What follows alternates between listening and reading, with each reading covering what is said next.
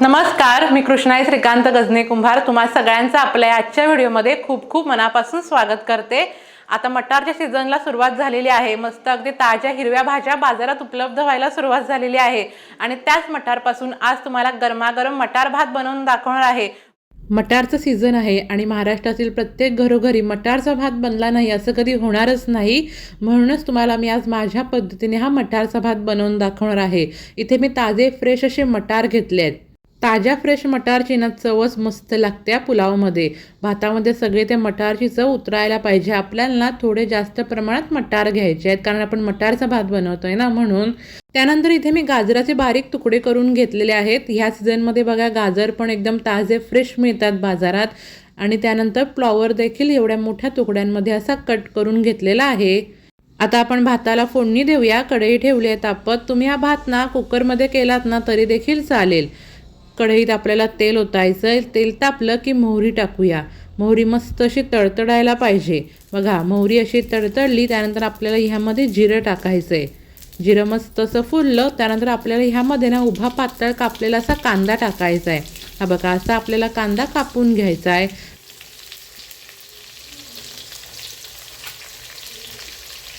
आता आपल्याला हा कांदा आहे ना थोडासा नरम करून घ्यायचा आहे। कांदा नरम होतोय तोपर्यंत तुम्हाला सांगते, इथे मी तांदूळ घेतलेले आहेत। तुम्हाला किती भात बनवायचा आहे त्या अंदाजाने हे तांदूळ आहेत ना टोपात किंवा असे वाटीने मोजून घ्यायचे, म्हणजे आपल्याला पाण्याचं प्रमाण अगदी व्यवस्थित समजतं। कांदा बघा असा थोडा नरम झाला त्यानंतर आपल्याला ह्यामध्ये ना कढीपत्ता टाकायचा आहे। कढीपत्ता तेलात नाही टाकायचा, असं वरतून कांद्यात टाकायचा। सुगंध अगदी मस्त येतो भाताला। कढीपत्ता देखील आपल्याला चांगला असा परतवून घ्यायचा आहे। त्यानंतर आपल्याला ह्यामध्ये ना आलं आणि लसूणची पेस्ट टाकायची आहे। तुम्ही बाजारची नका वापरू, अशी घरीच बनवा, म्हणजे घरच्या पेस्टला ना ताज्या ताज्या पेस्टला चव आणि सुगंध अगदी मस्त येतो आणि पुलावची चव आणखीन वाढते। ही पेस्ट पण आपल्याला अर्धा ते 1 मिनिट चांगली अशी परतवून घ्यायची आहे। त्यानंतर आपल्याला ह्यामध्ये भाज्या टाकायच्या आहेत। मटार, फ्लॉवर आणि गाजर टाकून घेऊया। आणि इथे मी 1 टोमॅटो असं उभं पातळ कापून घेतलेलं आहे, ते देखील आपल्याला आत्ताच टाकायचं आहे। आणि या सगळ्या भाज्या आहेत ना व्यवस्थित आपल्याला या फोडणीमध्ये परतवून घ्यायच्या आहेत। आता आपल्याला ह्यामध्ये ना भाज्यांपुरतं थोडंसं असं मीठ टाकायचं आहे।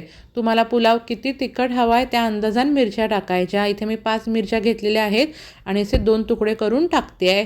आता आपल्याला ह्यामध्ये ना थोडासा असा गरम मसाला टाकायचा आहे। थोडा गरम मसाला आत्ता आपल्याला भाज्यांमध्ये टाकायचा आहे आणि थोडा नंतर वरतून टाकायचा आहे।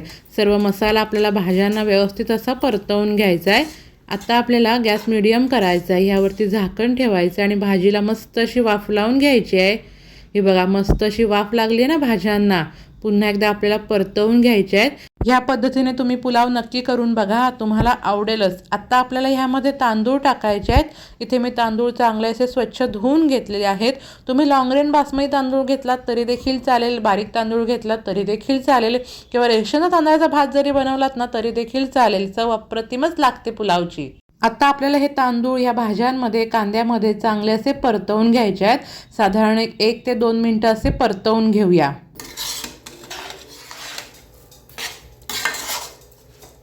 तांदूळ असे परतवून घेतले की आता आपल्याला ह्यामध्ये ना पाणी ओतायचं आहे। तुम्हाला मी पाण्याचं प्रमाण सांगते, 1 टोप तांदूळ घेतलात ना तर आपल्याला दुपटीन म्हणजेच 2 टोप पाणी ओतायचं आहे। तुम्ही कुकरमध्ये हा भात बनवला तर आपल्याला 1.5 पट पाणी ओतायचं आहे। आणि पाणी मी इथे गरम करून घेतलेलं आहे ते यामध्ये ओतलंय। आता आपल्याला गॅस वाढवायचा आहे आणि सर्व साहित्य व्यवस्थित मिक्स करून घ्यायचं आहे।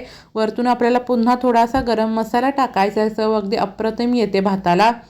त्यानंतर आपण चवीनुसार मीठ टाकूया। भाज्यांमध्ये थोडं मीठ टाकलेलं, पण वरतून आता पाण्यापुरता तांदळापुरता चवीन मीठ टाकायचं। व्यवस्थित पुन्हा आपण छान असे एकजीव करून घेऊया आणि आपल्याला झाकण ठेवायचं आहे आणि गॅस फास्ट करूनच मस्त असा कड काढून घ्यायचा आहे भाताला। भाताला इथे चांगला असा कड आलेला आहे। पुन्हा एकदा आपल्याला चांगलं असं मिक्स करून घ्यायचं आहे। बघा रंगीबेरंगी भाज्या किती आत्ताच मस्त दिसत आहेत ना। तुम्हाला जर मिठाचा अंदाज नसेल ना, हे जे पाणी आहे ना भाताचं ते जरा चाखून बघायचं, तसं मग मिठाचं प्रमाण वाढवायचं। आता आपल्याला गॅस ना थोडा कमी करायचा आहे, मीडियम करायचा आहे। यावरती झाकण ठेवून भातातलं थोडं पाणी आपण आटवून घेऊया। 2 ते 3 मिनिटात भातातलं थोडं पाणी असं आटलंय बघा. वरतून आपल्याला ना आता 1-2 चमचे असं तूप टाकायचंय. तुपांना चव अप्रतिम येतेच, पण सुगंध पण मस्त येतो भाताला. 1-2 चमचे असं टाकूया. त्यानंतर थोडी बारीक चिरलेली कोथिंबीर टाकूया आणि हा भात हलक्या हाताने आपल्याला व्यवस्थित मिक्स करून घ्यायचा आहे. आता आपल्याला गॅस पूर्ण कमी करायचा आहे. ह्याच्यावरती झाकण ठेवायचं आहे. झाकण पण असं पॅक झाकण ठेवायचं आणि भात आपल्याला छान शिजवून घ्यायचा आहे. आणि आपला हा गरमागरम चविष्ट असा हा मटारचा भात खाण्यासाठी तयार आहे. थंडीमधला, मटारच्या सीझनमधला सगळ्यांच्या आवडीचा असा मटारचा भात खाण्यासाठी तयार आहे. म्हणजे कुठचेही जास्त मसाले न टाकता घरगुती साहित्यात घरगुती पद्धतीने तुम्हाला मी आज हा पुलाव बनवून दाखवलेला आहे. या मटारच्या सीझनमधल्या ना ताज्या मटारची चवच भारी लागते हा. सगळ्या मटारची चव ह्या पुलावामध्ये उतरते. तुम्ही देखील नक्की ट्राय करून पहा, तुम्हाला आवडेलच. असा हा गरमागरम वाफाळता मटारचा भात सोबत लोणच्याची फोड असेल ना तर भारीच बेत. गरमागरम मटार भात खाण्यासाठी तयार आहे. लोणच्यासोबत एक नंबर लागतो खायला. तुम्ही नक्की रेसिपी ट्राय करा.